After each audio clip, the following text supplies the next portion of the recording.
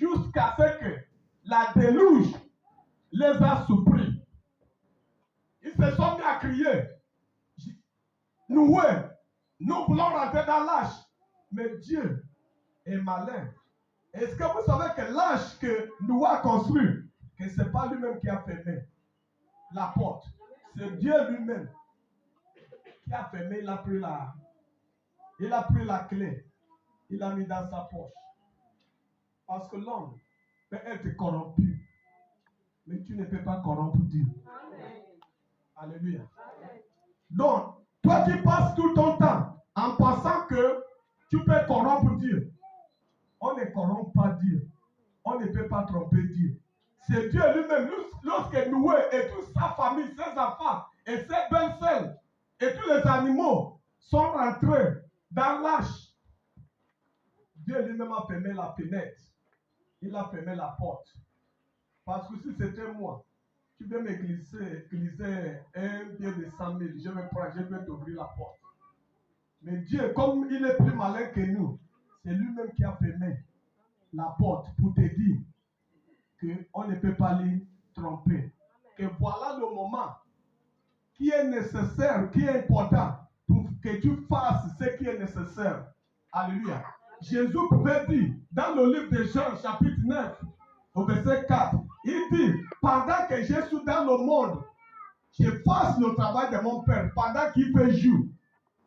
Est-ce que tu sais que le moment va arriver que tu ne peux plus marcher avec tes deux pieds comme tu marches aujourd'hui? Est-ce que tu sais que le moment va arriver que tu ne peux plus courir comme tu cours aujourd'hui? Est-ce que tu sais que le moment va arriver que tu ne peux plus travailler comme tu travailles aujourd'hui? Voilà pourquoi si tu as l'opportunité de travailler aujourd'hui, il faut économiser. Alléluia. Le moment va arriver, tu vas vouloir faire le travail de Dieu. On va te dire que tu ne peux plus. Tu ne peux plus prendre le micro pour rester debout 5 minutes. Mais tout ce que tu auras fait à ce moment, tout le travail, le bon travail que tu auras abattu à ce moment dans la maison de Dieu, c'est ça qui va te soutenir quand tu vas commencer à vieillir. Parce que chaque prière qu'on fait, ne pensez pas que la prière que tu fais est inutile. Il y a ce qu'on appelle la banque céleste. Ça veut dire quoi? Chaque prière que tu fais, chaque prière que tu fais, ta prière est stockée dans cette banque. Le jour que la malheur va vouloir s'abattre, Dieu va regarder vos ouvrir ta banque. Il dit tel jour, tu as prié pour la vie, la guérison. Il va laisser prendre ça pour te guérir. Que ça soit ta portion ce matin. Au nom de Jésus. Voilà pourquoi elle est nécessaire, pendant que tu as encore des jours pour travailler, pendant que tu as encore la force de faire ce qui est nécessaire, que ça soit dans ton foyer, dans ton mariage, dans ta famille, dans la maison de Dieu, il faut toujours utiliser ça. Comme si un tel temps ne reviendra plus. Est-ce que vous savez pourquoi? Lorsqu'on nous donne le travail dans la maison de Dieu, on fait ce travail en pensant qu'il n'y a pas quelqu'un d'autre qui peut le faire. C'est parce que nous ne sommes pas encore brisés.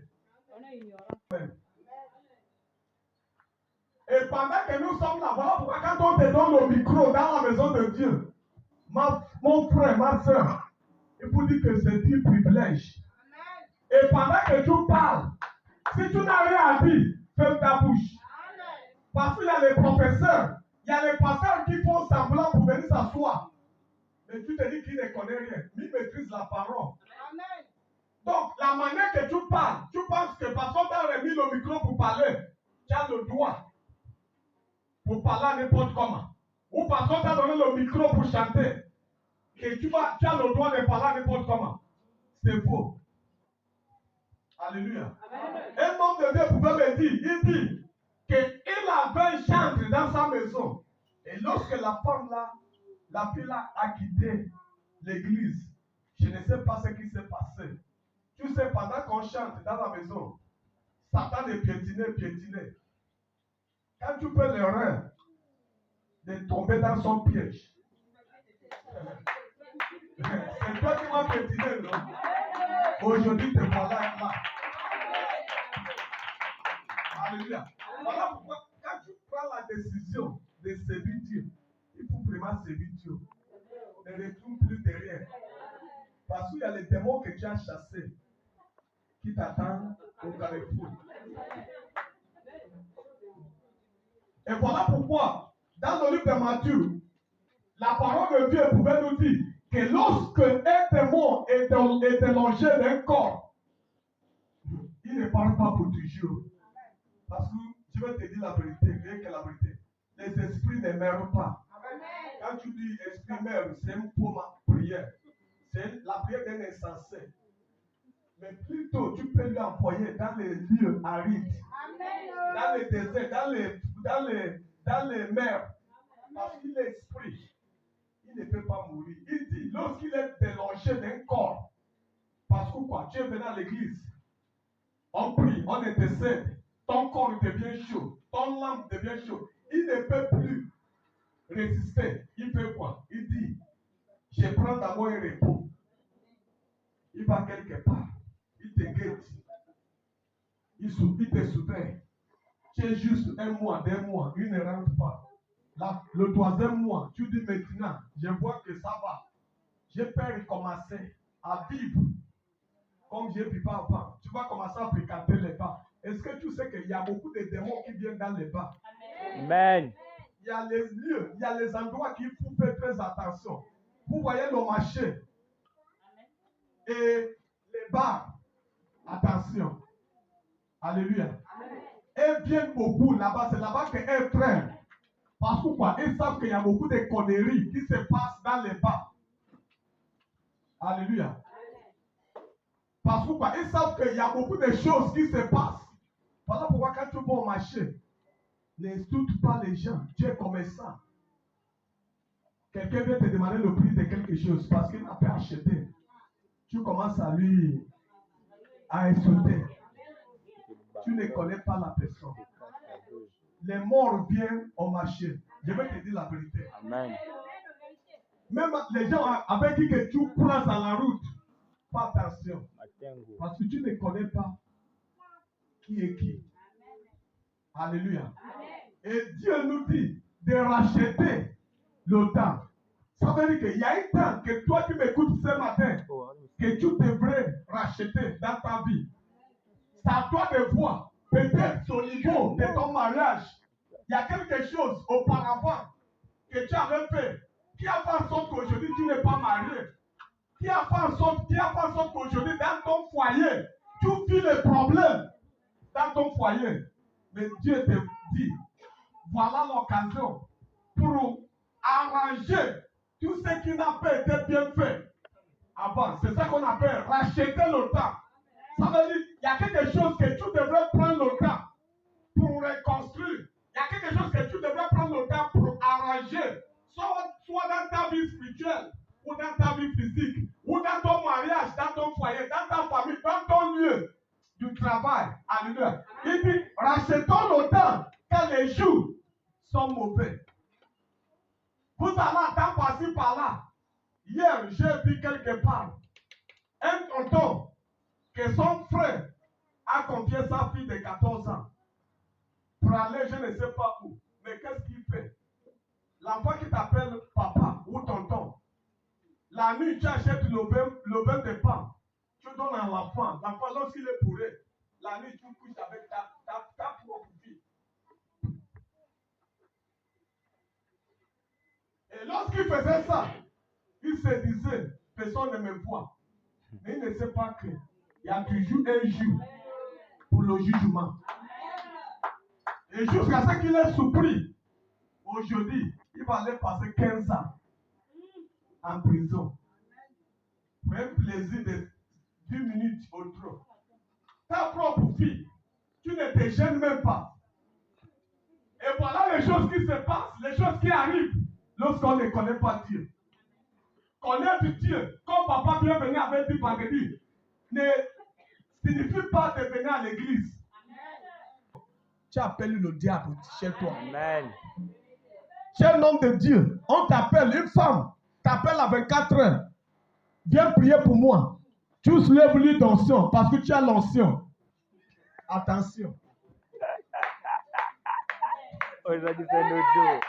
Aujourd'hui, c'est notre jour. Voilà pourquoi, des fois, Il y a certains hommes de Dieu, tu penses qu'ils font le malin. Non. Ils évitent beaucoup de choses. Amen. Ils ont quelque chose contre toi. Mais ils évitent, ils mettent les cas. Parce qu'ils connaissent le cœur du diable. Ils connaissent ce que le diable est capable de faire. Quand une sœur commence à venir te rendre visite, une sœur de l'église à la maison, à un moment donné, il te dit, il fait semblant d'arriver en retard. Il dit, mais il y a couvre-feu. Il n'y a pas un endroit que je peux dormir chez toi. Aujourd'hui, c'est un autre jour. Aujourd'hui, c'est un autre jour. Ne donne pas l'occasion au diable. On ne tente pas le diable. Vous n'avez pas dit que c'est Dieu qui t'a tenté demain. Tu arrives dans une église, tu as le numéro de tous les filles de l'église, tu as le numéro de tous les frères de l'église. Vraiment. Tu cherches quoi? Vraiment. C'est toi, le papa de l'église. S'il y a une seule personne qui est permis d'avoir tous les numéros, c'est Papa Christ. C'est même pas moi.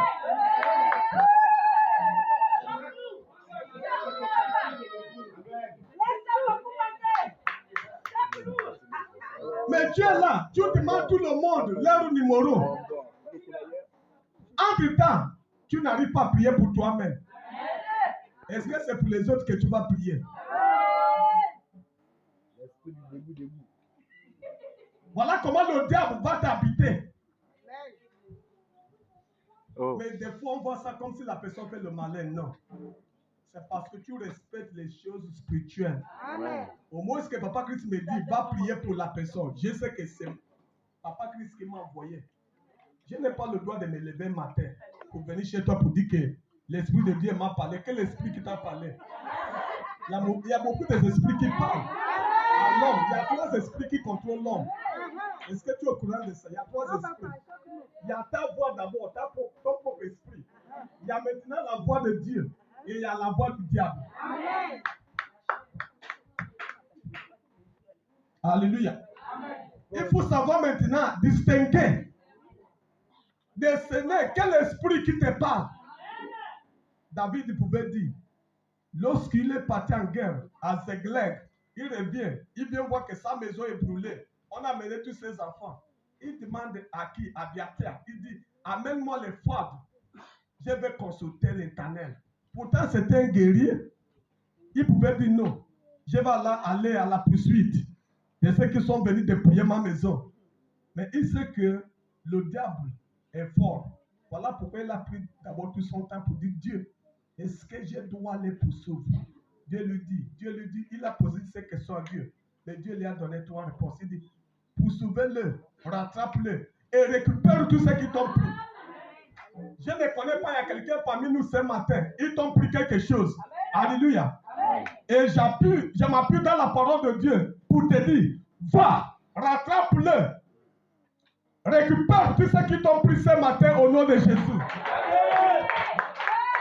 Ça peut être ton terrain, ça peut être ton travail, ça peut être ta voiture ou ta maison. Mais ce matin, la voix de Dieu